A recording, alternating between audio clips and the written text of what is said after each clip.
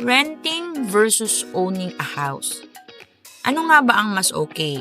Isa sa pinakamalaking desisyon sa buhay ay kung magre-rent ka ba o bibili ka ng sariling bahay. Pag-usapan natin. Una, pagre-renta o yung renting. Kung nagre-rent ka, mas flexible ka. Pwede kang lumipat anytime, lalo na kung malapit sa work or sa school. Hindi mo na rin problema yung mga major repairs. Usually, landlord na ang bahala. Pero syempre, ang downside nito, wala kang ownership. Yung binabayad mo sa renta, hindi napupunta sa inyong investment.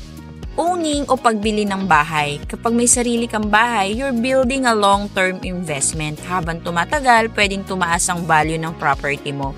Plus, may freedom ka to renovate or design your space. Pero tandaan, may malaki itong kaakibat na responsibilidad. Gaya na magkakaroon ka ng monthly down payment, mag-a-apply ka ng loan for financial housing loan or either bank or pag-ibig, magbabayad ka ng amilyar o yung mga taxes. At ikaw lahat ang may sagot ng maintenance.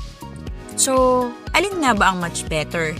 Depende yan sa lifestyle mo at financial situation mo.